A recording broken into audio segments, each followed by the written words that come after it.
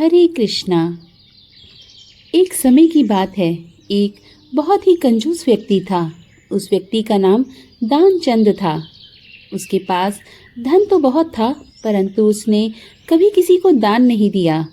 उसने प्रण ले रखा था कि जीवन में कभी किसी को कुछ भी दान नहीं करना है। उसके घर से कुछ किलोमीटर दूर पर गंगा नदी बहती थी, परंतु वह कभी गंगा स्नान करने नहीं गया, क्योंकि गंगा स्नान करने के बाद पंडे पुजारियों को कुछ दान दक्षिणा देनी होती है। गंगा स्नान के बाद दान करना पड़ेगा, इसी डर से वह कभी गंगा स्नान करने ही नहीं गया। उसकी पत्नी उसे दान पुण्य करने के लिए कहती थी, परंतु वह कहता था, इतनी बड़ी दुनिया में हमारा छोटा सा दान करने से क्या होगा। एक दिन उसकी पत्नी ने कहा, अब तो आपका बुढ़ापा आ गया है, आप दान पुण्य तो कुछ करते नहीं, कम से कम एक बार जाकर गंगा स्नान ही कराओ। पत्नी की बात मानकर उसने गंगा स्नान करने की हामी भर दी। उसके घर से गंगा नदी 12 किलोमीटर दूर थी। रास्ते में कहीं पैसा खर्च ना हो जाए, इसलिए वह 12 किलोमीटर पैदल ही चला गया। जब दानचंद गंगा नदी के किनारे पहुंचा तो उसको लगा कि घाट पर जाएंगे तो पंडित दान दक्षिणा मांगेंगे, इसलिए वह स्नान करने मुर्दा घाट चला गया। मुर्दा घाट बिल्कुल सुनसान था। उसने इधर उधर देखा, दूर दूर तक कोई नहीं था। उसने जल्दी से गंगा जी में डुबकी लगाई। भगवान जो घट घट के वासी हैं, वह उसे यह सब करता देख रहे थे। भगवान को एक मजाक सूझी। भगवान वहाँ पर एक पंडित का रूप बनाकर प्रकट हो गए। जैसे ही दानचंद डुबकी लगाकर बाहर निकला, पंडित रूपी भगवान बोले, यजमान की जय हो। पंडित को देखते ही दानचंद काँप गया। वह बोला, यह तो हद हो गई, यह पंडा तो मुर्दा घाट पर भी आ गया। पंडित ने बताया कि मैं एक संतोषी ब्राह्मण हूँ और एकांत में यहाँ मुर्दा घाट पर ही पड़ा रहता हूँ। यहाँ पर कभी कभी आपके जैसे कोई यजमान आ जाता है और मेरा साल भर का इंतजाम इकट्ठे ही कर देता है। आज आप आए हैं, आपको मेरा 1 वर्ष का इंतजाम करना होगा। दानचंद बोला, मैं इतना दान नहीं कर सकता। पंडित बोला, दान तो अपनी श्रद्धा के ऊपर होता है, इसलिए आप 6 महीने का इंतजाम कर दो। दानचंद बोला, मैं 6 महीने का इंतजाम भी नहीं कर सकता। पंडित बोला, तो 3 महीने? दानचंद बोला, नहीं। पंडित बोले, 1 महीने का ही कर दो। दानचंद बोला, मैं 1 महीने का तो क्या, मैं 1 दिन का भी इंतजाम नहीं कर सकता। अब पंडित ने कहा, आपको कुछ न कुछ तो दान करना ही पड़ेगा, नहीं तो हम आपको जल से निकलने ही नहीं देंगे। थक हार कर दानचंद बोला, 1 आने का दान करूँगा, वह भी उधार। मेरे पास अभी तो कुछ नहीं है, इसलिए मेरे घर आकर ले जाना। पंडित ने दानचंद को 1 आना दान करने का संकल्प दिलवा दिया। दानचंद ने सोचा, मेरा घर तो यहाँ से 12 किलोमीटर दूर है, यह पंडित 1 आने के लिए इतनी दूर थोड़ी ही आएगा, इसलिए यह संकल्प लेकर अपने घर आ गया। घर पहुँचते पहुँचते शाम हो गई थी। वह इतनी दूर चलकर आया था, इसलिए थक गया था। वह सोने ही जा रहा था, तभी उसके दरवाजे पर उस पंडित ने दस्तक दी। पंडित बोले, यजमान की जय हो। दानचंद की पत्नी ने दरवाज़ा खोला। वह पंडित को देखकर लौटी और दानचंद से पूछा, क्या किसी पंडित को कुछ देने का कहकर आए हो? दानचंद बोला, हाँ, मैंने एक पंडा को 1 आना देने का संकल्प लिया है। पत्नी बोली, वह पंडित जी अपना 1 आना लेने दरवाजे पर खड़े हैं। दानचंद ने सोचा, वो पंडित 1 आने के लिए इतनी दूर आ गया।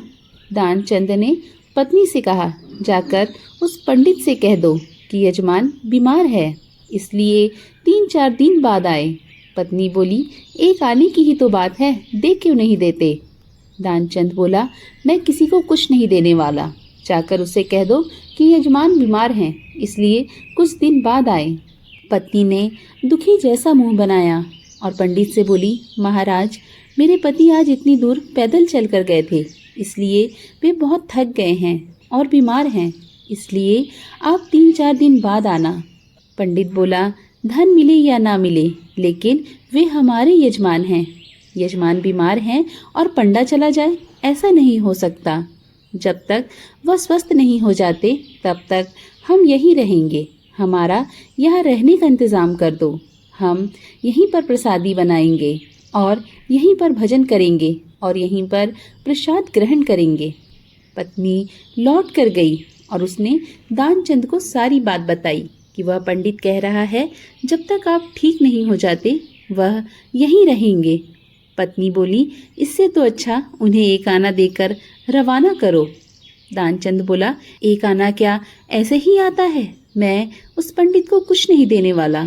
तुम जाकर उस पंडित से कह दो कि यजमान मर गया।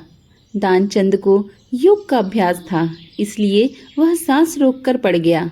पत्नी गई और उसने रोकर पंडित से कहा कि वो मर गए, अब तो जाओ। पंडित बोले, अरे राम राम, यजमान चला गया, जब तक उसका अंतिम संस्कार ना हो जाए तब तक हम कैसे जा सकते हैं? पंडित जी बोले, तुम महिला कहाँ कहाँ भटकती फिरोगी, हम सारे गांव में यजमान के मरने की खबर किए देते हैं। पंडित जी सारे गांव में खबर कराए कि दानचंद जी मर गए। सारा गांव दानचंद के घर पर इकट्ठा हो गया, लेकिन दानचंद ऐसे विचित्र आदमी एक आना बचाने के लिए सांस रोके पड़ा था। गांव के लोगों ने दानचंद को मुर्दा समझ के बांध लिया। अब उसकी पत्नी सही में रोने लगी और रो रो कर बोली, अरे यह मरे नहीं हैं। गांव वाले बोले, बहन यह तो तुम्हारा मोह है, जाने वाला तो गया, इसलिए धीरज रखो। पत्नी बोली, अरे किस बात की धीरज रखूं, यह मरे ही नहीं है। गांव वाले दानचंद को बांधकर अंतिम संस्कार के लिए ले गए।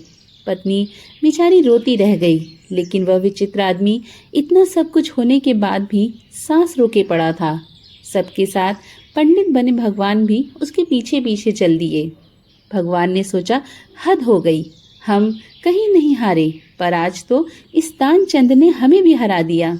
ऐसा गजब का विचित्र आदमी हमने कभी नहीं देखा। एक आना बचाने के लिए यह आदमी बिना मरे मरा पड़ा है और चला जा रहा है।